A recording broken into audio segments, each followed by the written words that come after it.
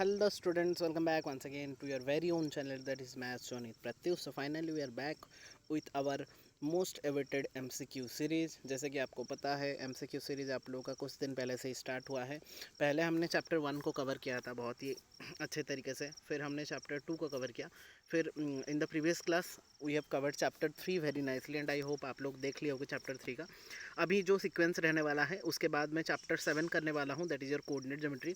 Then we are back to chapter 6, that is your triangles. Then we are again go back to the 12th chapter, that is Heron's formula, and lastly we'll discuss our 15, that is probability. अच्छा 6 के बाद हम 8 को भी रखेंगे, that is your trigonometry.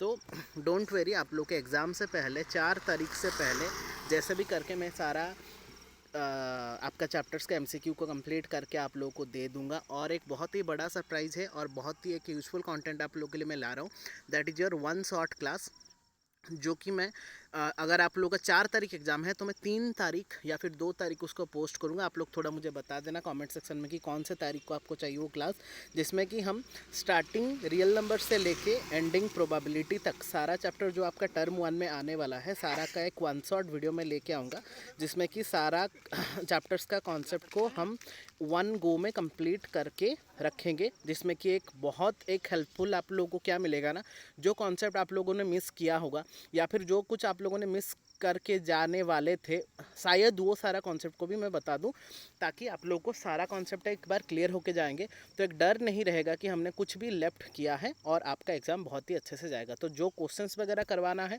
और जो आपको भी करना है जहाँ से आप लोग कर रहे हो, वो आप लोग पूरा कॉन्सेप्ट को 3 तारीख तक रखो, बट 4 तारीख के दिन जब भी आपको एग्ज़ाम देना है उसके पहला दिन, मतलब 2 तारीख तक आप लोग प्रैक्टिस करो, बट 3 तारीख को आपको बस NCERT और उसका नोट्स के ऊपर ही ध्यान देना है। और उसी दिन या फिर 3 तारीख या फिर 2 तारीख, क्योंकि 2 तारीख आपका साइंस का एग्ज़ाम ख़त्म होगा, तो मुझे लग रहा है कि 2 तारीख रात को अगर हम क्लास को रखेंगे, मोस्ट प्रोबेबली ये 1.5 घंटा का एक क्लास रहेगा। मैं ट्राई करूँगा 1 घंटा से 1.5 घंटा के अंदर उसको कंप्लीट करने के लिए, क्योंकि ज़्यादा टाइम भी हमारे पास नहीं होगा। तो 1 घंटा या 1.5 घंटा में हम सारा कॉन्सेप्ट को रिवाइज़ कर रहे होंगे और उसमें सारा कुछ आप लोग को मिल भी जा रहा होगा। तो बस मुझे डेट्स कंफर्म कर देना कि आपको वो वीडियो 2 तारीख चाहिए या फिर 3 तारीख चाहिए, क्योंकि 3 तारीख ज़्यादा लेट ना हो जाए, लास्ट टाइम में करना थोड़ा सा डिफिकल्ट हो जाएगा। तो 2 तारीख रात को आई थिंक कर लेंगे, तो 3 तारीख आप लोग पूरा NCERT और रिवीजन आप लोग को अच्छे से करना, तो 4 तारीख जाके आप लोग आसानी से एग्ज़ाम को प्रिपेयर कर सकते हो, ठीक है। तो वो मुझे बताना। तो इतना बात नहीं कर रहे, कोऑर्डिनेट ज्योमेट्री हमारा इस वाला आज का टॉपिक है, तो कोऑर्डिनेट ज्योमेट्री को हम डिस्कस करने वाले हैं। One of the most interesting and बहुत इजी सा चैप्टर होता है ये क्लास 10 का। तो पहले तो जैसे मैंने बोला कि पहले उसका बेसिक्स थोड़ा मैं बता देता हूँ कि कोऑर्डिनेट ज्योमेट्री होता क्या, उसमें क्या क्या हम यूज़ करने वाले हैं, ताकि आप लोग को एक क्लियर कट आइडिया हो जाए। पेन कॉपी लेके बैठेंगे, मैं ट्राई करूँगा कि 30 to 40 मिनट्स के अंदर इसका सारा जो 15 मोस्ट प्रोबेबल और मोस्ट इंपॉर्टेंट क्वेश्चन आप बोल सकते हो उसको हम डिस्कस करेंगे, और वही 15 क्वेश्चन को, उस रिलेटेड क्वेश्चन को आपको ज़्यादा से ज़्यादा प्रैक्टिस करना है। बाकी तो क्वेश्चन करना ही है, बट ये 15 टाइप का क्वेश्चंस को आपको ज़्यादा से ज़्यादा करना है, जैसे कि हमने चैप्टर 3 का किया था, ठीक है। 1, 2 का भी बहुत अच्छा क्वेश्चन हमने किया था।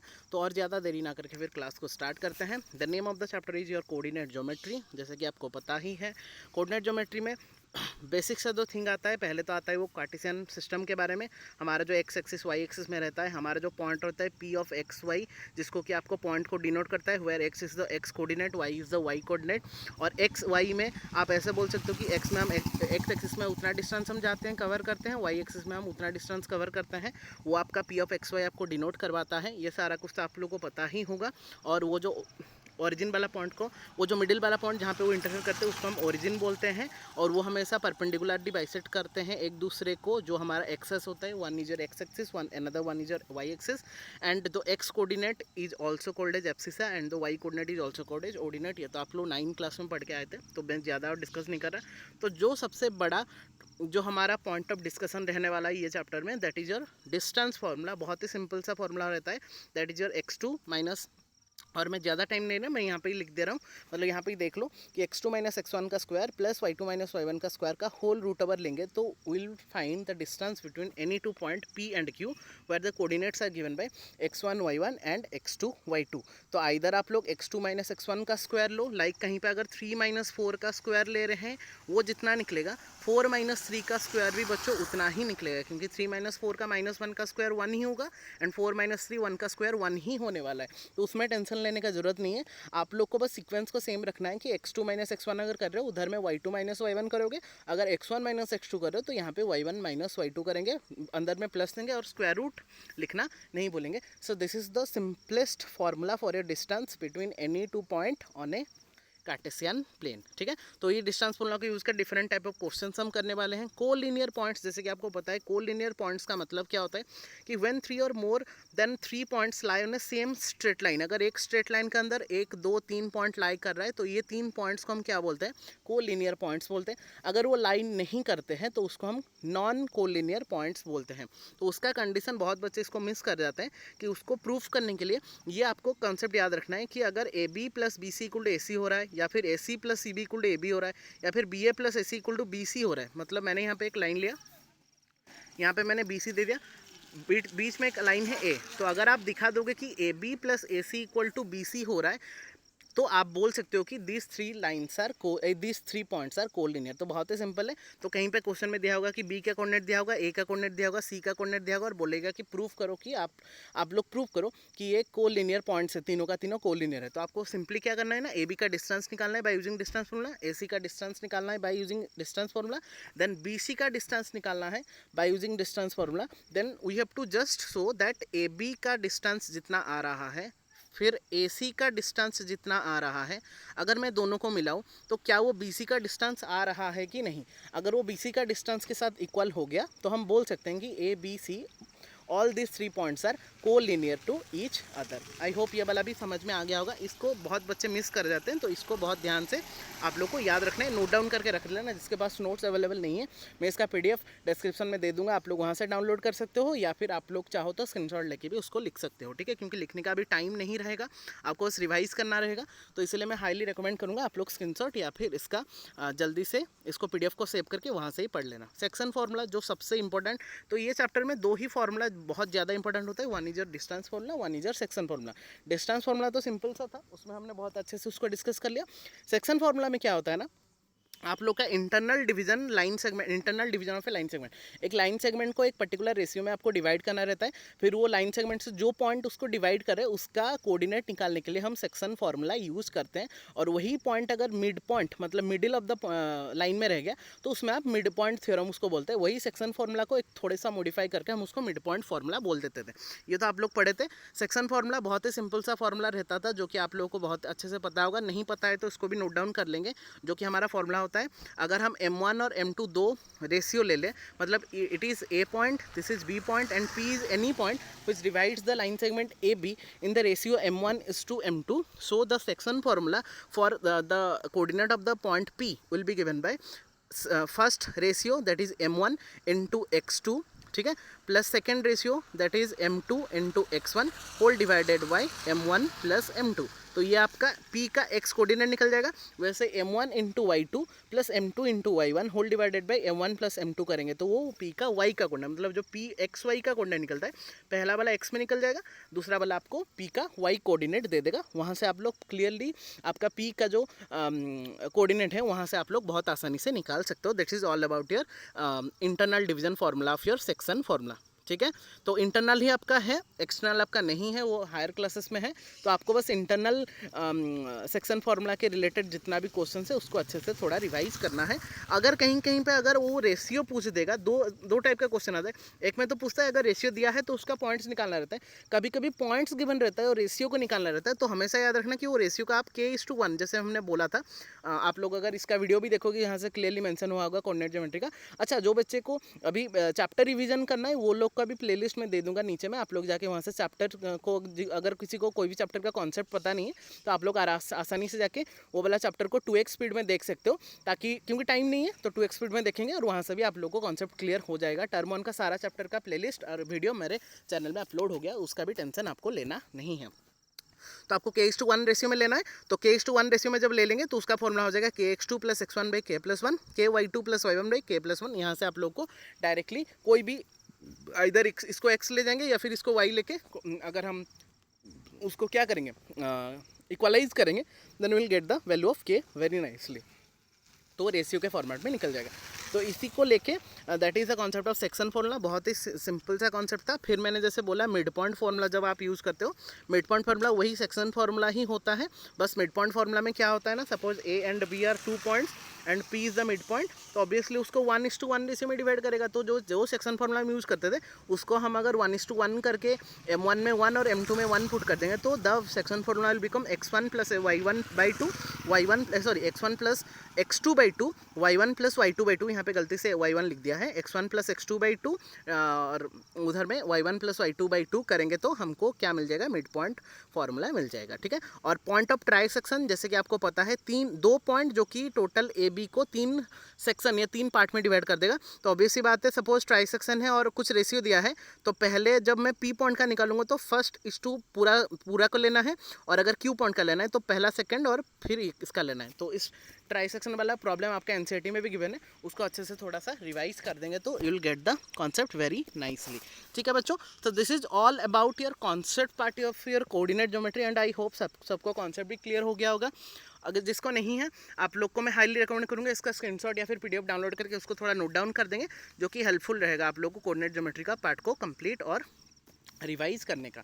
तो इसमें देखो, इसमें मैं क्या कर रहा हूँ ना, आप लोग को पूरा सॉल्व करके नहीं दिखा रहा, बट आपको हिंट दे दूंगा क्योंकि इतना बड़ा सॉल्यूशन है। आप लोग obviously distance formula, section formula आप लोग को आता है, मैं बस हिंट दे रहा हूँ कैसे सॉल्व करना है, और आप लोग को आंसर भी बता दूंगा क्योंकि मैंने ऑलरेडी यहाँ पे सॉल्व करके रखा है। किसी को अगर सोल्यूशन चाहिए मुझे बताना तो मैं उसको भेज दूंगा, बट मैं हाईली रिकमेंड करूँगा कि आप लोग खुद से सॉल्व करना और ट्राई करके निकालना कि कितना उसका आंसर आ रहा है।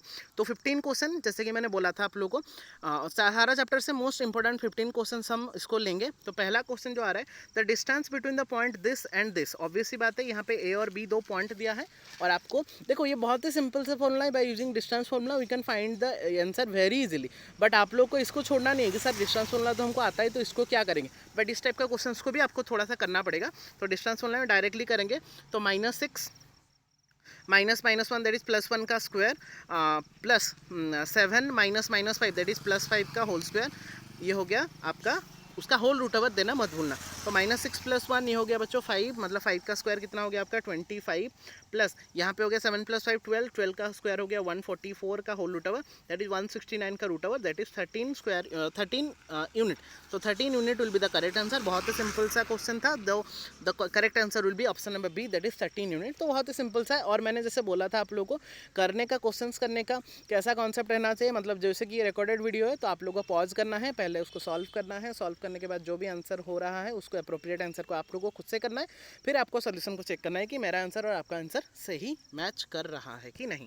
Coming back to the question number 2 बच्चों, the if the distance between the point A, ये भी एक अच्छा क्वेश्चन है। देखो सारा टाइप का क्वेश्चन को हमने यहाँ पे कवर किया है ताकि आप लोग को कोई भी क्वेश्चन को छूट ना नहीं मिले, इसलिए मैं बोल रहा हूँ कि सारा क्वेश्चन अलग अलग टाइप का है और यूनिक है अपने वे में। तो आपको ये 15 अलग अलग टाइप का क्वेश्चन को अलग अलग वे में रिप्रेजेंट करना है, और इस रिलेटेड जितना भी आपको क्वेश्चन आ रहा है इसको सॉल्व करना है ताकि आप लोग को एक क्लियर कट आइडिया आ जाए कि कौन सा क्वेश्चन को आपको कैसे हैंडल करना है या फिर डील करना है।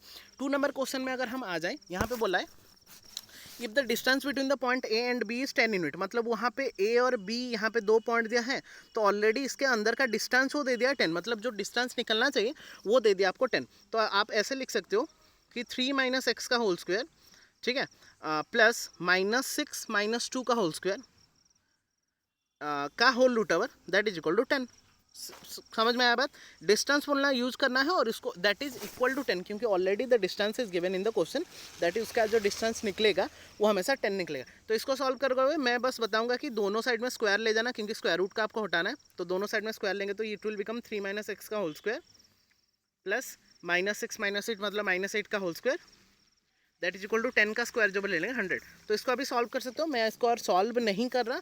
आफ्टर सॉल्विंग मैंने यहाँ पे सॉल्व किया था, तो यहाँ पे आपका लास्ट में जो फैक्टराइजेशन निकलेगा दैट इज योर x - 9 और x + 3 आप लोग कर सकते हो खुद से, दैट इज इक्वल टू 0। तो ऑब्वियसली बात है, एक निकल रहा है आपका 9, एक निकल रहा है आपका -3, बट यहाँ पे ध्यान से देखना, then the positive value of x पूरा मेंशन कर दिया कि पॉजिटिव वैल्यू ऑफ x कितना होने वाला है। तो ऑब्वियसली बात है, हमको 2 वैल्यू निकला, 1 मिला आपका 9, एक मिला आपका -3, but the positive value is obviously 9, so 9 will be the correct answer. So अगर हम क्लियरली इसको मेंशन करें, सो क्वेश्चन नंबर 2 के लिए जो correct answer will be 9, that is option number B and that will be the correct answer, because आपको question में ही दिया है कि we have to find the positive value of x। अगर नेगेटिव वैल्यू ऑफ एक्स पूछता है तो -3 will be the correct answer, but since it is given the to find out the positive value, that means we have to find out the positive value only, so our appropriate answer will be option number B, that is your 9. And I hope ये वाला concept भी clear हो गया। तो इस type के questions को भी थोड़ा सा अच्छे से जज और डील करना है बच्चों। क्या ये भी सबका क्लियर है बच्चों? बहुत बढ़िया। क्या हम 3 नंबर क्वेश्चन में भी आ जाए? यस सर, चलिए। A triangle with vertices A B and C is an dash. बहुत सिंपल सा क्वेश्चन है, आपको बस इस टाइप का क्वेश्चन को भी डील करना है कि यहाँ पे एक ट्राइंगल दिया है, मुझे नहीं पता कि कौन सा टाइप का ट्राइंगल है, मैंने यहाँ पे ए लिखा, यहाँ पे मैंने बी लिखा, यहाँ पे मैंने सी लिखा। तो आपको बताना है कि ये इक्विलेटरल ट्राइंगल है या फिर आइसोसेलेस ट्राइंगल है या फिर राइट एंगल ट्राइंगल है या फिर राइट एंगल आइसोसेलेस ट्राइंगल है। तो ये तो क्लियरली मेंशन हो गया होगा कि आप लोगों को पहले तो पता करना होगा कि इक्विलेटरल में क्या होता है। इक्विलेटरल में all 3 sides are equal, isosceles में any 2 sides are equal, right angle triangle में आपको एक 90 डिग्री, तो 90 डिग्री तो नहीं दिखा सकते। यहाँ पे आपको पाइथागोरस थ्योरम को अगर दिखा देंगे कि a square plus B square equal to C square हो रहा है, तो हम बोल सकते हैं कि यहाँ पे पाइथागोरस थ्योरम भी अप्लाई कर सकते हैं। और राइट एंगल आइसोसेलेस ट्राइंगल मतलब एनी 2 साइड भी इक्वल होगा और एक एंगल 90 डिग्री भी होगा। तो चेक करते हैं। तो चेक कैसे करेंगे? बहुत सिंपल है। आपको यहाँ पे ए बी सी का कोऑर्डिनेट दे दिया ना, तो पहले आपको क्या निकाल देना है? ए बी निकाल देना है, जो कि मैंने ऑलरेडी यहाँ पे निकाल दिया है। कैसे निकालेंगे sir A B? Again by using distance formula. मैंने बोला ना, distance formula and section formula are the only formulas for that coordinate geometry part. तो आपको बस वो डिस्टेंस फार्मूला सेक्शन फार्मूला को ही अच्छे से प्रैक्टिस करना है, उस रिलेटेड क्वेश्चंस ही आने वाला है। और कोऑर्डिनेट ज्योमेट्री का 4 या 5 मार्क का आने वाला है, तो इसमें से रॉन्ग नहीं होना चाहिए। तो मैं और पूरा यहाँ पे डिफाइन नहीं कर रहा क्योंकि टाइम ज़्यादा हम मतलब यहाँ पे नहीं लगा सकते। आप लोग खुद से करना, क्योंकि आप लोग खुद से करोगे तो आप लोग का प्रैक्टिस हो जाएगा। मैं बस आपको हिंट दे रहा हूँ कि पहले आपको ए बी निकालना है, जो कि मैंने निकाला था। और ए बी का वैल्यू यहाँ पे निकल रहा है आपका √26। जब मैं डिस्टेंस फार्मूला पुट किया, ए बी का वैल्यू निकल रहा है √26। ठीक है बच्चों। फिर मैंने बी सी का वैल्यू निकाला। जब मैंने बी सी का वैल्यू निकाला, वो बी सी का जो वैल्यू निकल रहा है वो निकल रहा है आपका √52, √52। और जब मैं ए सी और सी का वैल्यू निकाला, वो भी निकला हमारा √26। तो यहाँ से हमको क्या पता चल रहा है? पहली बात तो पता चल रहा है कि यहाँ पे आपका any 2 sides are equal, that is A B और A C are equal to each other. ये देख के डायरेक्टली आप आइसोसेलेस ट्राइंगल मत लगा देना, ध्यान से सुनो।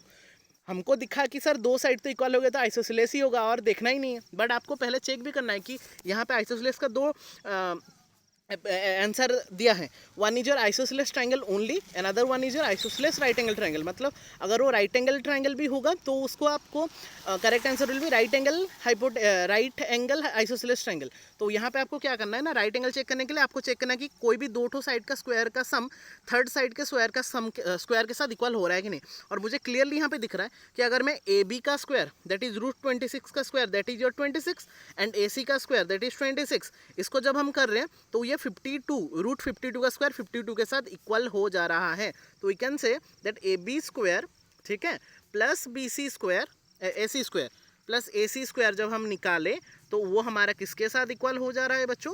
बी सी स्क्वायर के साथ इक्वल हो जा रहा है। इसका मतलब हमारा जो से राइट एंगल ट्राइंगल है, यहाँ पे बी सी और यहाँ पे ए, तो ए में ऑब्वियसली राइट एंगल ट्राइंगल है, ए बी का स्क्वायर और ए सी का स्क्वायर जब हम कर रहे हैं वो बी सी का स्क्वायर के साथ इक्वल हो रहा है। इसका मतलब ये है, तो ये एक राइट एंगल ट्राइंगल में है। According to the Pythagoras theorem हमको पता है कि जब एक ट्राइंगल का दोनों साइड का स्क्वायर का सम जब थर्ड साइड के स्क्वायर के साथ इक्वल होता है वो उसको हम राइट एंगल ट्राइंगल बोलते हैं। मतलब ए यहाँ पे ये राइट एंगल ट्राइंगल भी हो गया और उसका 2 साइड भी इक्वल है। तो उस टाइप का ट्राइंगल जिसमें कि एक राइट एंगल भी होता है और 2 साइड भी इक्वल होते हैं उसको हम राइट एंगल आइसोसेलेस ट्राइंगल और राइट आइसोसेलेस ट्राइंगल बोलते हैं। So the correct answer for question number 3 will be option number D, that is right isosceles triangle। तो मैंने बोला जैसे कि आपको बस 2 साइड को इक्वल दिख के आप डायरेक्टली आइसोसेलेस ट्राइंगल नहीं बता सकते, आपको पहले चेक करना। अगर यहाँ पे वैल्यू मतलब डिफर नहीं मतलब ये सेटिस्फाई नहीं करता, मतलब राइट एंगल ट्राइंगल का सेटिस्फाई नहीं करता, तो हम बोल सकते हैं कि it is only isosceles triangle. But since ये आपका राइट एंगल ट्राइंगल का प्रॉपर्टी को भी सेटिस्फाई कर रहा है, वहाँ पे आप ओनली आइसोसेलेस ट्राइंगल नहीं लिख सकते। We must write that right isosceles triangle. So option number D will be the correct answer for question number 3 and I hope ये वाला कॉन्सेप्ट भी सबका क्लियर हो गया होगा। आई होप ये वाला कॉन्सेप्ट क्लियर है। So coming back to the question number 4 बच्चों, ठीक है, जिसको समझ में आ गया आप लोग भी अच्छे से उसको नोट डाउन करते रहो। क्या हम 4 नंबर में आ जाएंगे बच्चों? 4 नंबर बहुत ही आसान सा क्वेश्चन है, इसको आपको ज़्यादा यूज नहीं करना पड़ेगा। बस आपको क्या देखना है कि आपको देखना है कि यहाँ पे बोला है कि in the given figure the area of triangle ABC in square unit is dash. तो यहाँ पे एबीसी कहाँ पे दिया है? This is your triangle ABC. तो आपको ऑब्वियसली आपको पता है कि half into base into height हमारा फॉर्मूला होता है, और कोऑर्डिनेट ज्योमेट्री में बहुत ईजी रहता है आपको यूज करना। तो यहाँ से अगर मैं देखूंगा -2 से लेकर 5 तक कितना आ रहा है? -2 से मतलब 1 2 3 4 5 6 7, मतलब बेस आपका हो गया 7 यूनिट्स, ठीक है। और हाइट इधर दिख रहा है मुझे यहाँ पे 4 से वो सेम हो रहा है, मतलब हाइट हो गया आपका 4 यूनिट। तो ऑब्वियसली बात है half into base is your 7, height is your 4। 4 कैसे मिला? यहाँ पे देखो उसका जो कोऑर्डिनेट है वो 2 4 है, तो ऑब्वियसली उसका हाइट कितना हो गया 4, तो 28/2 मतलब 14 square unit will be the correct answer. तो यहाँ पे आपको ज़्यादा कैलकुलेशन नहीं करना पड़ा, सीधा सीधा आप लिख सकते हो। तो option number see that is 14 square unit will be the correct answer for that question number 4। And I hope ये वाला कॉन्सेप्ट भी सबका क्लियर हो जाना चाहिए। ठीक है बच्चों, बहुत आसान सा क्वेश्चन, इस टाइप का क्वेश्चन भी आने का चांसेस ज़्यादा है, तो आप लोग इस टाइप का क्वेश्चन को भी थोड़ा ज़्यादा से अच्छे से क्लियर हो जाना चाहिए। सो क्या हम 5 नंबर में भी चले? यस सर, चलिए। Question number 5 is all about if 3 points A, B and C form an equilateral triangle then lambda is equal to dash। तो ये मैं नहीं कर रहा, बस मैं हिंट दे रहा हूँ कि आपको यहाँ पे 3 कोऑर्डिनेट दे दिया, 3 पॉइंट का कोऑर्डिनेट आपको दे दिया है, that is your A, 1 is your B and another 1 is C. 3 point का कोऑर्डिनेट दिया है और आपको यहाँ पे लैम्बडा का वैल्यू फाइंड आउट करना है इसका, और वो ऑलरेडी बोल दिया है कि it is a equilateral triangle. जो भी यहाँ पे एक ट्रायंगल फॉर्म हो रहा है ABC, वो एक इक्विलेटरल ट्रायंगल फॉर्म कर रहा है। तो यहाँ से क्लियरली पता चल रहा है कि AB का डिस्टेंस जितना है BC का डिस्टेंस उतना ही है और AC का डिस्टेंस भी उतना ही निकलने वाला है। तो कुछ नहीं करना है आपको, बाय यूजिंग डिस्टेंस फार्मूला आपको पहले तीनों का डिस्टेंस निकाल देना है, फिर वहाँ से कोई भी दोनों को इक्वेट करके जहाँ पे लैम्बडा रहेगा वो लैम्बडा को, जैसे सी में है तो AB इक्वल टू AC या फिर BC इक्वल टू AC करके वहाँ से आपको सिंपली लैम्बडा का वैल्यू निकालना है। तो ये मैंने हिंट दे दिया आप लोगों को, बस आपको ऐसे जज करना है कि since it is an equilateral triangle that means all the sides are equal, and if all the sides are equal then we have to find the distance of all the side like AB, BC and AC, and just BC को नहीं निकालना इससे चलेगा, एक AB निकालो और AC निकालो और उसको इक्वेट कर दो, then will get the respective answer of lambda. तो मैं बस थोड़ा हिंट देके आपको थोड़ा सा बता दे रहा हूँ, मैंने यहाँ पे सॉल्व किया था।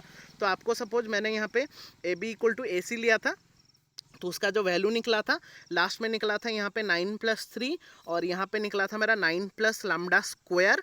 तो 9 9 will be cancel out, so lambda square will be 3, so lambda will be plus और माइनस √3, क्योंकि 3 तो परफेक्ट स्क्वायर नंबर नहीं है, तो जो लैम्बडा का वैल्यू निकलेगा दैट विल बिकम प्लस और minus √3। So option number D, I think yes, D is plus और minus √3 will be our correct answer और appropriate answer for question number 5। And I hope ये वाला question भी आपका clear हो जाना चाहिए। बहुत ही सही सा क्वेश्चन था और बहुत ही अच्छा क्वेश्चन है, और आपको इसीलिए बीट बाय बीट समझना पड़ेगा कि कहाँ पे इक्विलेटरल ट्रायंगल, कहाँ पे आइसोसेलेस ट्रायंगल, कहाँ पे राइट एंगल आइसोसेलेस ट्रायंगल, कहाँ पे क्या यूज हो रहा है, आपको करने के बाद ही पता चलेगा। तो मैं हाईली रिकमेंड करूंगा कि आप लोग इस टाइप का क्वेश्चंस को ज़्यादा से ज़्यादा प्रैक्टिस करेंगे ताकि आपका कॉन्फिडेंट लेवल बूस्ट हो, आप लोग अच्छे से स्कोर कर पाओ आपके टर्म नंबर 1 में। ठीक है बच्चों, अभी आते हैं क्वेश्चन नंबर 6 में। Find the point on Y axis. ध्यान से सुनो, जब एक्स एक्सिस देगा उसको पॉइंट को लेना है x,0, जैसे मैंने बोला था। जहाँ पे y एक्सिस दे देगा वो वाला पॉइंट को क्या लेना है 0,y। बस इतना अगर आपको याद है तो ये वाला क्वेश्चन बहुत आसानी से आपका हो जाएगा। तो find the point on y axis, मतलब y एक्सिस बोल दिया मतलब 0,y आपको लेना है point which is equidistance from the point A and B। तो suppose that let point P is in the y axis which is the of coordinate OY। ए का coordinate आपको गिवन है, बी का कोऑर्डिनेट गिवन है, तो वो बोला है कि इक्वी डिस्टेंस है। तो ऑब्वियस सी बात है इक्वी डिस्टेंस अगर हो गया तो हम कौन सा कॉन्सेप्ट लगाते हैं, P A equal to P B लगाते हैं। ऑब्वियस सी बात है पी ए का distance by using distance formula use करेंगे, पी बी का distance by using distance formula निकालेंगे, दोनों को इक्वेट कर देंगे, वहाँ से जो भी निकलेगा value that will be the correct answer. Y का वैल्यू वहाँ पे निकल जाएगा और वाई का वैल्यू जब निकल जाएगा वहाँ पे आप लोग को रेस्पेक्टिव आंसर मिल जाएगा। तो मैं ये भी नहीं कर रहा, ये भी आपको करना है। मैंने थोड़ा बहुत यहाँ पे सॉल्व किया था, उसका मैं हिंट दे दे रहा हूँ कि जब हमने इसको सॉल्व किया तो P का जो कोऑर्डिनेट था, मैंने यहाँ पे P का कोऑर्डिनेट को 0,y कंसिडर किया था और मैंने फिर PA इक्वल टू PB लिया था। फिर PA इक्वल टू PB लेने के बाद लास्ट में मेरा आंसर निकला था जो हमारा y का वैल्यू निकला था। और तो जब भी P A equal to P B लोगे हमेशा याद रखेंगे P A square equal to P B square कर देना, क्योंकि P A equal to P B में आपको रूट ओवर आ जाएगा ना, डिस्टेंस वाला रूट ओवर था, तो रूट ओवर को हटाने के लिए हमेशा रूट ओवर जहाँ पे भी आपको आएगा उसको हटा देना है। आपको हटाने के लिए आपको दोनों साइड में मैंने स्क्वायर कर दिया, तो P A square equal to P B square. यहाँ पे डिस्टेंस फॉर्मूला पुट करने के बाद आफ्टर दैट आपको यहाँ पे मेरा सोल्यूशन लास्ट में निकला था 4y इक्वल टू 20। मैंने जब सॉल्व किया था तो ऑब्वियस सी बात है y विल बी कितना 20/4 दैट विल बिकम 5। तो y का वैल्यू ओनली 5 निकला, नॉट प्लस और माइनस 5। यहाँ पे p 0 और प्लस और माइनस 5 भी दिया है, बट हमारा आंसर y का 5 ही निकल रहा है। तो ऑब्वियस सी बात है यहाँ पे जो आपका अप्रोप्रिएट आंसर होगा that is your option number B, that is 0,5 will be the correct answer. And I hope ये वाला कॉन्सेप्ट भी आपका क्लियर हो गया होगा। इस टाइप का क्वेश्चन को भी आपको अच्छे से जज करना है। बस आपको याद क्या रखना है, y एक्सिस होगा तो 0,y आपको पुट करना है, x एक्सिस होगा तो x,0 पुट करना है, क्योंकि x एक्सिस में सारा पॉइंट्स का जनरल फॉर्मेट x,0 होता है और y एक्सिस में सारा वैल्यू का और सारा पॉइंट्स का फॉर्मेट 0,y होता है। आ गया समझ में बच्चों, बहुत सही बात। अभी आते हैं क्वेश्चन नंबर 7 में। आई होप 6 नंबर सबका कंप्लीट हो गया होगा। 7 नंबर जस्ट मैंने बोला था आपको नोट्स में भी कि यहाँ पे बोला है कि A B C are collinear. Collinear का मतलब क्या है, ए बी का डिस्टेंस प्लस बी सी का डिस्टेंस अगर आपका ए सी का डिस्टेंस के साथ इक्वल हो जा रहा है, ए बी का डिस्टेंस प्लस बी सी का डिस्टेंस या फिर कोई भी दोनों का डिस्टेंस थर्ड के डिस्टेंस के साथ इक्वल हो जा रहा है, तो वहाँ पे आप क्या बोल सकते हैं कि वो जो लाइन है वो कोलिनियर है और वहाँ पे आपको y का वैल्यू नहीं। और तो यहाँ पे तो ऑलरेडी वो बोल दिया कि it is collinear. That means what we have to find out, we have to first find out the length of A B by using distance formula, then we have to find out the length of B C by using distance formula, then we have to find out the length of A C by distance formula, then just simplify a plus b equal to ac, ab plus bc equal to ac, then just equalize it, and after equalizing we'll get the respective answer, and after solving obviously we'll get y equal to 2. so y equal to 2 will be the correct answer. तो मैंने hint देना था, मैं hint दे दिया। मैं अगर solve कर दूं तो आप लोग को कुछ नहीं करने का मौका मिलेगा या फिर आप नहीं ट्राई करोगे, तो मैं हाईली रिकमेंड कर रहा हूँ। मैंने कॉन्सेप्ट बता दिया कैसे करना है, पहले ए बी का डिस्टेंस निकालो, फिर बी सी का डिस्टेंस निकालो, फिर ए सी का डिस्टेंस निकालो, उसको इक्वलाइज कर दो, A B plus B C equal to A C हो रहा है कि नहीं, और होगा ऑब्वियसली क्योंकि कोलिनियर दिया है। फिर वहाँ से इक्वेट करके y का वैल्यू निकालेंगे और y का जो रेस्पेक्टिव वैल्यू निकलेगा, अब मैंने जब सॉल्व किया उसका 2 निकला। So obviously option number 2 that is your option number A will be your correct answer for question number 7। And I hope ये वाला कॉन्सेप्ट भी क्लियर हो गया होगा। रब के लिए मैंने जगह छोड़ा था, रब के लिए छोड़ दो उसको। आते हैं 8 नंबर में। यहाँ पे बोला है, ये भी सेम कॉन्सेप्ट हो जा रहा है, find the equation of the perpendicular bisector. Perpendicular bisector बोला है मतलब बच्चों यहाँ पे सपोज ये है ए और ये है बी। सपोज परपेंडिकुलर बाइसेक्टर मतलब ऑब्वियसली बोल दिया कि वो मिड पॉइंट है, मतलब पी जो पॉइंट है वो इक्यू डिस्टेंस है, हम बोल दिया इक्यू डिस्टेंस नहीं कि मिड पॉइंट। यहाँ पे समझो perpendicular, find the equation for the perpendicular bisector. तो इक्वेशन निकालने के लिए क्या करना है ना, यहाँ पे कोई भी पॉइंट आप ले सकते हो, यहाँ पे यहाँ पे यहाँ पे, तो सारा इक्यू डिस्टेंस होना चाहिए कहाँ से, ए से और बी से।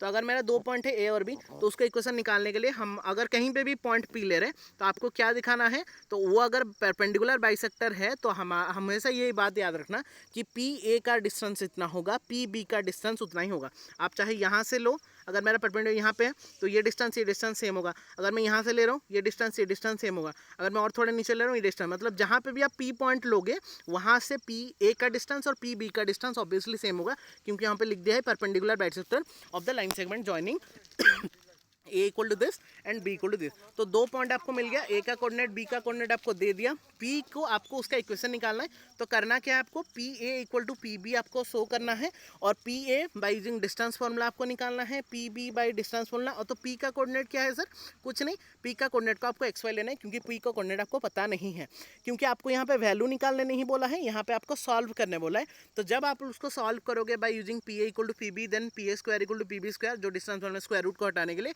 एंड एक्स वाई पुट करके सॉल्व करोगे। After that solving will get a respective result, and that result will be 3x plus 2y equal to 13। After solving मैंने जब सॉल्व किया मेरा इतना निकला, तो आप लोग भी चेक कर लेना कि आपका इतना निकल रहा है कि नहीं। 3x plus 2y equal to 13 will be are correct answer for question number 8। तो आप लोग खुद से ट्राई करना, कैसे करना है मैंने बता दिया। Option number A that is 3x plus 2y will be equal to 13 will be are correct answer, that is option number A. And I hope ये वाला क्वेश्चन भी आप लोग अच्छे से कर पाओगे। बस आपको ध्यान का रखना है कि P A equal to P B लेना है, क्योंकि परपेंडिकुलर बाइसेक्टर था। परपेंडिकुलर बाइसेक्टर को याद रखना, जब भी परपेंडिकुलर बाइसेक्टर होता है तो वहाँ पे कोई भी पॉइंट अगर लोगे तो वो रेस्पेक्टिव दो पॉइंट से हमेशा इक्यू डिस्टेंस रहेंगे। तो और इक्यू डिस्टेंस रहेंगे मतलब वो पॉइंट का distance from A will be equal to वो पॉइंट का डिस्टेंस फ्रॉम बी। तो ऑब्वियस सी बात है कि पी ए इक्वल टू कितना हो जाएगा आपका, पी बी हो जाएगा। तो वहाँ से इक्वेट करके आपको आंसर मिल जाएगा बहुत आसानी से। ठीक है, तो 8 नंबर कंप्लीटेड बच्चों, बहुत बढ़िया। क्या हम 9 नंबर में आ जाए? ठीक है सर, चलिए 9 नंबर में बच्चों क्या बोला है, ध्यान से देखेंगे। अगर 9 नंबर में बोला है, सॉरी 9 नंबर में आता है find the ratio in which, find the ratio, मैंने बोला क्या रेशियो लेंगे बेटा, कि K:1 रेशियो में लेंगे। Find the ratio in which the line segment A and B divided by the line segment C. तो यहाँ पे सीधा सीधा वो दे दिया कि P का रेशियो, P का कोऑर्डिनेट वो क्या दे दिया। सपोज ये हमारा लाइन सेगमेंट है, ये ब्लर हो जा रहा है बीच बीच में, हाँ सपोज ये हमारा लाइन सेगमेंट है, ये है आपका ए, ये आपका बी, और ये सपोज है पी, और ए का कोऑर्डिनेट यहाँ पे दिया है कुछ -3, 10। बी का कोऑर्डिनेट आपका दिया है कितना बच्चों, 6, -8, और पी का कोऑर्डिनेट आपका दे दिया कितना -1, 6। ये ऑलरेडी कोऑर्डिनेट दे दिया। तो मैंने क्या बोला आपको, हमेशा आपको रेशियो को कितना लेना है, K:1 रेशियो में लेना है। तो सपोज ये दिस रेशियो इज के, दिस रेशियो इज, तो यहाँ पे आपको सेक्शन फार्मूला यूज करना है। तो by using section formula we can easily calculate. तो क्या लिखेंगे देखो, P ऑफ, थोड़ा मैं इसको रफ में करूँगा, रफ में करने से और क्लियरली आप लोगों को पता चल जाएगा। तो यहाँ पे मैं ले रहा हूँ P ऑफ -1, 6, और सी पॉइंट, सॉरी यहाँ पे पी पॉइंट तो नहीं है, वो सी पॉइंट दिया है। तो यहाँ पे सी विल बी -1, 6, और रेशियो कितना है 6 इंटू, फर्स्ट रेशियो था हमारा K:1 हमने लिया था ना, तो 6K -3 divided by K+1, that is M1 + M2 जो कर रहे थे, K+1, और सेकंड का कितना होगा -8 into second ratio that is K, और मैं हमेशा M ले जा रहा हूँ, +10 डिवाइडेड बाई K+1। समझ में आ गया? तो ये हो गया आपका सेक्शन फार्मूला का concept, mx2 + nx1 by m + n, nx2 my2 + ny1 by m + n, वही कॉन्सेप्ट को मैंने यूज किया। तो यहाँ पे आपको क्या करना है, इक्वेट करना है, आइदर इसको -1 के साथ इक्वेट करना है या फिर इसको 6 के साथ इक्वेट करना है। तो जिसको भी करोगे वहाँ से क्लियरली आपको पता चल जाएगा, 6K -3 ये चला जाएगा आपका -K -1 हो जाएगा। तो दैट इम्प्लाइज 6K + K, ये हो गया आपका 7K will be -1 + 3 will become -1 + 3 will become 2, so K will obviously will be 2/7। तो K का वैल्यू बच्चों कितना निकला, 2/7 निकला। तो 2/7 निकला K का वैल्यू, तो रेशियो कितना हो जाएगा, K:1 हमारा रेशियो हमने लिया था, तो K का वैल्यू निकला 2/7:1। तो ऑब्वियसली इसको अगर सिंप्लीफाई करेंगे तो 2:7 will be the correct answer. तो इस टाइप का क्वेश्चन जहाँ पे आपको रेशियो पूछा होगा तो आपको पहले K:1 लेना है, वहाँ पे सेक्शन फॉर्मूला डालना है, कोई भी एक वैल्यू को इक्वेट करके आइदर x को कोऑर्डिनेट को इक्वेट करो या फिर y कोऑर्डिनेट को इक्वेट करो, करने के बाद आपको रेस्पेक्टिव K का वैल्यू मिल जाएगा। फ्रैक्शन में मिले कुछ भी मिले, अगर फ्रैक्शन में अगर 3 मिला तो 3:1 will be the answer, but अगर फ्रैक्शन में मिला जैसे 2:7:1 मिला तो इसको रेशनलाइज कर देंगे तो विल गेट 7, मतलब 7 × 7 दोनों साइड में कर देंगे, 7 विल बी कैंसिल आउट, तो will get 2:7 will be our correct answer. तो for question number 9, so the correct answer will be 2:7, that is option number B. And I hope ये वाला question भी सबका क्लियर हो जाना चाहिए। समझ में आ गया बच्चों, 9 नंबर कॉन्सेप्ट बहुत ईजी था। क्या हम 10 नंबर में भी आ जाए? यस सर, चलिए 10 नंबर क्वेश्चन में क्या बोला है देखेंगे। The vertices of a parallelogram in order, देखो बहुत ही अच्छा क्वेश्चन है और आने लायक क्वेश्चन है, और ये एनसीईआरटी का भी क्वेश्चन है कि पैरेललोग्राम ऐसे जब भी दे देगा उसको तो पहले ऐसे वर्टिसेस ले जाना है और बताना है कि उसका चारों का कोऑर्डिनेट दिया है, ए का दिया है, बी का दिया है, सी का दिया है, डी का, but only difference is C और बी में आपको एक्स और वाई के फॉर्मेट में दिया है। तो आपको करना क्या है इधर कि पहले उसका डायगोनल को ज्वाइन कर देना है, और डायगोनल के ज्वाइन करने के बाद हमको पता है कि जो डायगोनल ऑफ द पैरेललोग्राम होता है वो एक दूसरे से बाइसेक्ट करते हैं।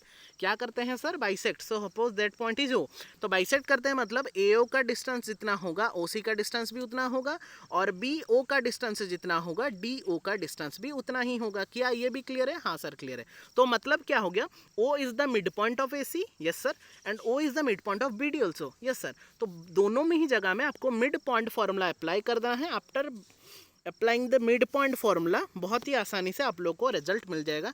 तो मैं इसको अगर सॉल्व करके आप लोग को दिखा दूं मिड पॉइंट को, तो यहाँ पे मैंने सॉल्व किया करके रखा था कि 2 + x/2 x1 + x2/2 y1 + y2/2, ये मैं A और C का लेके कर रहा हूँ।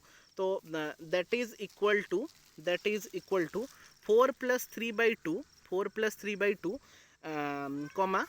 5 + y/2। ठीक है, समझ में आ गया।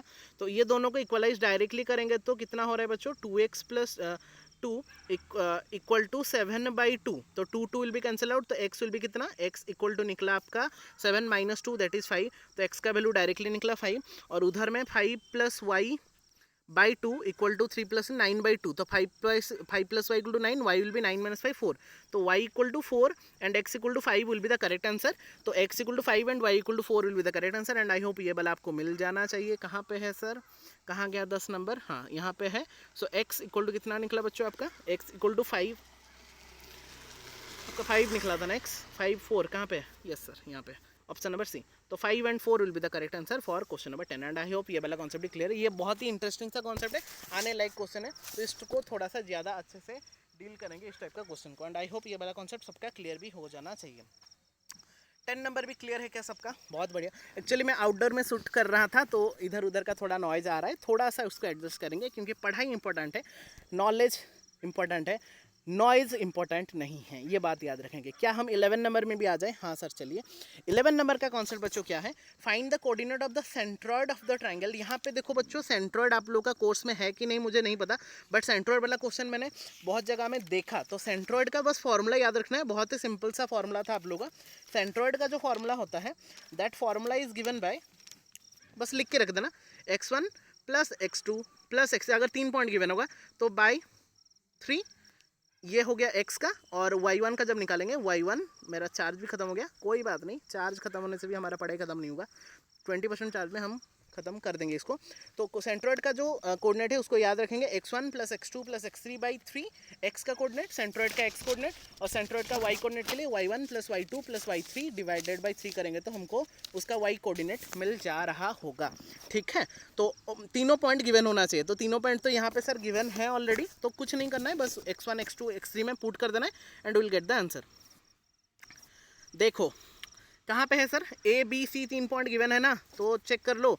सेंट्रॉइड का बोला है, तो क्या करना है, मैंने बोला x1 + x2 + x3/3, तो x1 कितना है सर 0, प्लस y1 कितना है, x2 कितना है 8, प्लस x3 कितना है 8/3, ये हो गया आपका उसका x कोऑर्डिनेट, और y कोऑर्डिनेट कितना है देखो 6, प्लस इधर का 12, इधर का 0/3, हो गया, खत्म कहानी, इसको सॉल्व कर दो। ये हो गया 16/3, एक कोऑर्डिनेट निकल गया, इधर 12 + 6 18/3, 18/3 कितने 6, हाँ 16/3, 6 will be the correct answer. कहाँ पे है, कहाँ पे ढूंढो, yes sir option number B, yes option number B will be the correct answer, this 16/3 and 6। बहुत ही सिंपल कॉन्सेप्ट, मैंने बोला x1 + x2 + x3/3, y1 + y2 + y3/3 में भी आ सकता है, तो सेंट्रॉइड हम रिस्क नहीं ले सकते, ऐसा तो एनसीईआरटी में उसका कुछ वैसा दिया नहीं है, बट फिर भी लिख लेना, कहीं पे अगर आ जाएगा तो हम आसानी से इसको कर सकते हैं, बहुत ही आसानी से क्वेश्चन है। x1 + x2 + x3/3, y1 + y2 + y3/3, खत्म कहानी, तो option number B will be the correct answer for 11 number question. अच्छा आते हैं 12 नंबर में, क्या क्वेश्चन है sir, the centroid of a triangle form by this origin में है। अच्छा ओरिजिन में है, कोई बात नहीं, x1 a है, x2 क्या है b है, x3 है c डिवाइडेड बाई 3, और y1 कौन है देखो b, y2 कौन है c, y3 कौन है a/3, वही तो a + b/3, और वो ओरिजिन में है, सेंट्रॉइड ओरिजिन में है, मतलब 0 0, यस सर ओरिजिन में है, मतलब a + b + c/3 = 0, इधर में भी वही सेम आ रहा है, मतलब हमको इक्वेट करना है। हमको क्या मिल गया कि हमको क्लियर कट आइडिया दे दिया कि a + b + c/3 जो हमारा है वो कितना है 0 है, तो a + b + c कितना होगा सर 3 × 0 0 होगा, और वो हमको किसका वैल्यू पूछा है a + b = कितना, तो ऑब्वियस सी बात है a + b अगर हम निकालेंगे तो c को उधर धक्का मार दो, कितना होगा सर a + b = -c, तो क्या हमारा -c ऑप्शन में है, हाँ सर है ना, तो option C, yes sir option C will be the correct answer. क्या ये भी क्लियर है सबका, यस सर क्लियर है, तो option see that is -c will be the correct answer for your question number 12। बहुत ही अच्छी सा क्वेश्चन था, सेंट्रॉइड मैंने बोला, देखो ये दो क्वेश्चन आ गए ना, तो यहाँ पे अगर दे रहा है तो मे बी आ सकता है, तो बस रिस्क लेना नहीं है। x1 + x2 + x3/3, y1 + y2 + y3/3 centroid का ओरिजिन, सेंट्रॉइड का कोऑर्डिनेट, x1 + x2 + x3/3 आपको x कोऑर्डिनेट दे देगा सेंट्रॉइड का, y1 + y2 + y3 दे देगा /3 आपको सेंट्रॉइड का y कोऑर्डिनेट दे देगा, तो यहाँ पे और जैसे जो जिस टाइप का क्वेश्चन होगा उसको ऐसे रिलेट करके आप लोग को करना है, बस कहानी खत्म। क्या हम 13 नंबर में आ जाए, हाँ सर चलिए 13 नंबर,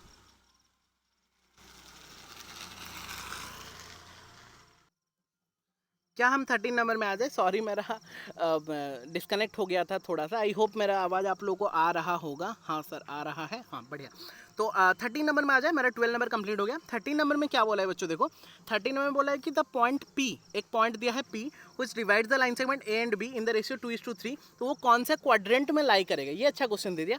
यहाँ पे आपको एक तो सेक्शन फॉर्मूला यूज़ करना है क्योंकि रेशियो में दिया है और आपको कोऑर्डिनेट दिया है P का भी और ऐसे दिया है। तो बाय यूजिंग सेक्शन फॉर्मूला पहले आपको वो पॉइंट्स निकाल देना है, P का जो XY पॉइंट है, फिर आपको उसका चेक करना है कि वो कौन से क्वाड्रेंट। तो क्वाड्रेंट चेक करने आपको पता है, फर्स्ट क्वाड्रेंट में रहेगा तो प्लस प्लस, यहाँ पे रहेगा तो माइनस प्लस, थर्ड में रहेगा तो माइनस माइनस, फोर्थ में रहेगा तो प्लस माइनस। बस आपको चेक करना है। तो ये आप आसानी से खुद से भी कर सकते हो, तो मैं इसको नहीं कर रहा। तो यहाँ पे जब आप सॉल्व करोगे, मैं बस आपको हिंट दे रहा हूँ कि यहाँ पे जब आप सॉल्व करोगे, यहाँ पे आपका x निकलेगा 16/5 और आपका जो y निकलेगा दैट विल बिकम -11/5। ध्यान से समझना। तो आपका साइन क्या रहा? पहला का रहा प्लस x का, y का रहा माइनस, और प्लस माइनस कौन से क्वाड्रेंट में रहता है सर? फोर्थ क्वाड्रेंट में रहता है। तो obviously the correct answer will B fourth quadrant and the fourth quadrant will be option number A. So A will be the correct answer. I hope ये वाला कॉन्सेप्ट भी क्लियर हो जाना चाहिए। समझ में आ गया? मैंने सॉल्व नहीं किया इसलिए क्योंकि आपको सेक्शन फॉर्मूला तो आ रहा होगा, खुद से सॉल्व कर सकते हो, खुद से सॉल्व कर लेना। और ऑब्वियसली वहाँ पे जो x और y का वैल्यू निकलेगा उसको हमको वैल्यू से मतलब नहीं है, हमको साइन से मतलब है।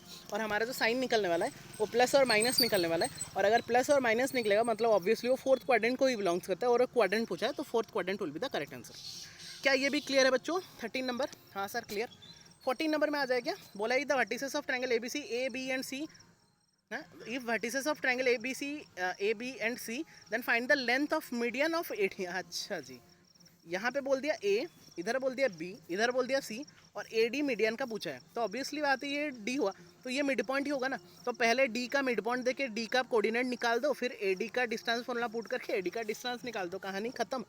समझ में आया कि नहीं? पहले D is the mid point क्योंकि ये मीडियन है, मतलब बी और सी का मिड पॉइंट हो गया डी। तो यहाँ से बी और सी को मिड पॉइंट फॉर्मूला यूज करके डी का कोऑर्डिनेट निकाल दो, फिर डी का ए का तो ऑलरेडी गिवन है, डी का गिवन है, ए और डी को लेके डिस्टेंस फॉर्मूला यूज करके ए डी का लेंथ निकाल दो। मैं नहीं निकालने वाला सर, थोड़ा निकाल दीजिए, ठीक है? मैं बस हिंट दे रहा हूँ, मैंने सॉल्व किया था आप लोगों के लिए, तो मैं बस बता दे रहा हूँ क्या क्या निकालने वाला है। यहाँ पे डी होगा पॉइंट, और डी का जो कोऑर्डिनेट निकलेगा वो निकलेगा आपका, ए का कोऑर्डिनेट कितना दिया था बच्चों? 5,1 दिया था ए का, बी का कितना दिया था? 1,5, सी का कितना दिया था? -3, -1। डी का जब हम निकालेंगे by using mid point formula, 1 + -3 that is -2/2 that is -1, और 5 + -1 दैट इज 4/2 दैट इज 2। तो डी का निकल गया मिड पॉइंट के अनुसार -1/2। ये तो पता है ना आपको, x1 + x2/2, y1 + y2/2। जैसे सेंट्रॉइड में 3 करते थे, यहाँ पे 2 करना पड़ता है बस, ठीक है? तो ये हो गया 1 - 3/2 मतलब -2/2 -1, इधर का 2, तो डी का निकल गया, ए का निकल गया। ये मैं नहीं कर सकता by using the distance formula, आपको इसका मतलब डिस्टेंस निकालना है 5,1 और -1/2 को, जिसका वैल्यू निकलेगा कितना निकलेगा? -√37 जो हमने निकाला था, सॉरी माइनस नहीं, कभी भी नेगेटिव नहीं होता, ये याद रखना। √37 units will be the correct answer after solving the distance between A and D, and I hope ये वाला भी आप लोग खुद से कर लोगे। सो option number see that is √37 unit will be the correct answer for question number 14। ये वाला भी क्लियर है बच्चों सबका? बहुत बढ़िया सर। 15 नंबर में क्या आ जाए हम? 15 नंबर में बोला है कि if P divides the line segment joining this and this in the ratio λ/1 if the point lies on this. अच्छा, ये वाला क्वेश्चन को थोड़ा देखो, वो बोला है, यहाँ पे मैं फिगर करके आपको दिखा दे रहा हूँ। यहाँ पे एक पॉइंट है, ये हो गया आपका आर, ये हो गया आपका एस, आर का कोऑर्डिनेट दिया है -6,10, एस का आपका कोऑर्डिनेट दिया है 3,-8, और एक पॉइंट दिया है पी जिसका कोऑर्डिनेट सपोज हम ले जाते हैं x, y, ये सपोज पी पॉइंट है, और ये इसको λ/1 रेशियो में डिवाइड करता है। तो बोला है कि अगर इक्वेशन दिया है उसमें पुट करने से कितना निकलेगा। तो जब हम इक्वेशन में पुट करके उसको निकालेंगे, ऑब्वियस ही बात है, जब हम इसमें पहले तो सेक्शन फार्मूला अप्लाई करना पड़ेगा। तो जब हमने सेक्शन फार्मूला अप्लाई करेंगे तो वहाँ पे p(x, y) का वैल्यू जो निकलेगा सेक्शन फार्मूला, क्योंकि हमारा λ/1 है तो उसका निकल रहा है 3λ -6 आप लोग करना खुद से, λ +1, इधर का निकलेगा -8λ 10 जो हमारा निकला था ऐसे वही mx2 प्लस n वही वाला कॉन्सेप्ट लगा के। तो अभी आपको क्या करना है, ये आपका p पॉइंट का x कोऑर्डिनेट निकला, ये आपका p पॉइंट का y कोऑर्डिनेट निकला और वो एक इक्वेशन दिया है, ये सारा पॉइंट को लेके वहाँ पे पुट कर देना है। तो हमारा जो इक्वेशन दिया था वो इक्वेशन दिया था, समझ में आ गया सबको? वो दिया था आपका 2x क्या इक्वेशन दिया था थोड़ा देख लेते हैं। 2x minus Y I think दिया था, 2x minus Y plus 4 equal to 0, 2x minus Y plus 4 equal to 0, 2x minus Y plus 4 equal to 0। तो 2 इंटू एक्स का हमारा कितना निकला था बच्चों, 3 lambda minus 6 by lambda plus 1, ये निकला था p का x coordinate, minus y coordinate कितना निकला था, minus 8 lambda plus 10 by lambda plus 1, ये निकला था y coordinate, plus 4 equal to 0। क्या इसको तो सॉल्व कर सकते हो, इसका एलसीएम लो, इसका एलसीएम लो, इसका एलसीएम लो, आसानी से इधर उधर करके सॉल्व करो, लास्ट में निकलेगा आपका 18 alpha equal to 18, then obviously sorry lambda not alpha so lambda will be 1, so 1 will be the correct answer for lambda। तो चेक करते हैं 1 है कि नहीं सर, हाँ सर 1 है ना, यस सर 1 है। तो अगर 1 है सो 1 will be the correct answer, that option में भी। कैसे समझ में आया, पहले आपको सेक्शन फॉर्मूला से निकाल देना है p का कोऑर्डिनेट और p का कोऑर्डिनेट लेके यहाँ पे पुट कर देना है x और y में, उसको सॉल्व करने के बाद जो भी रिजल्ट निकलेगा that will be final. So lambda का वैल्यू आपका 1 निकल रहा है। So in this way we can solve this type of question. तो ये जो बच्चों 15 क्वेश्चंस था बहुत ही आसानी से हमने उसको सॉल्व किया, बिट बाय बिट मैंने आपको हिंट दे दिया। So thank you so much for joining the class and I hope ये जो 15 question with along with the concept मैंने बताया बहुत क्लियर हो गया होगा आप लोगों को। और इस 15 क्वेश्चन का अलग अलग टाइप का क्वेश्चंस को आपको अच्छे से करना है, क्योंकि ये 15 क्वेश्चन बहुत इंपॉर्टेंट हो जा रहा है आपका कोऑर्डिनेट ज्योमेट्री को पार्ट को और अच्छे से स्ट्रॉन्ग करने के लिए। तो बस इतना ही था आज का क्लास का, बस पढ़ाई करते रहिए, ज़्यादा से ज़्यादा पढ़ाई करते रहिए और जितना कॉन्सेप्ट गेन करना है करते रहिए और लास्ट तक हम साथ नहीं छोड़ेंगे। मिलते हैं फिर नेक्स्ट क्लास में, कल वाले क्लास में, जिसमें कि हम ट्रायंगल चैप्टर डिस्कस करने वाले हैं with each and every concept. तो बस पढ़ाई करते रहिए और जो भी क्वेश्चंस मैंने डिस्कस किया उसको अच्छे से रिवाइज़ करेंगे और कॉन्सेप्ट को अच्छे से रिवाइज़ करके उस रिलेटेड क्वेश्चंस को ज़्यादा से ज़्यादा प्रैक्टिस करेंगे ताकि आप लोग का टर्म 1 का प्रिपरेशन और थोड़ा स्ट्रॉन्ग हो जाए। आई होप कि सब कुछ कॉन्सेप्ट क्लियर हो गया होगा। कमेंट करके ज़रूर बताना अबाउट द डेट, मैंने आपको जो बताया था इम्पोर्टेंट डेट आपको बताना है जिसमें कि मैं वो video one shot video post करूँगा, आइदर 2 तारीख या 3 तारीख। कमेंट करके ज़रूर बताना और कैसा लगा वीडियो, और आपके दोस्तों के साथ भी शेयर करना। और अभी तक अगर फैमिली में ज्वाइन नहीं हुए हो तो ज्वाइन होके थोड़ा सा सपोर्ट भी दिखाना, ठीक है। मिलते हैं बच्चों नेक्स्ट क्लास में with a new concept of class 10 MCQ series. Till then take care all of you, stay safe, stay at your home. जय जगन्नाथ।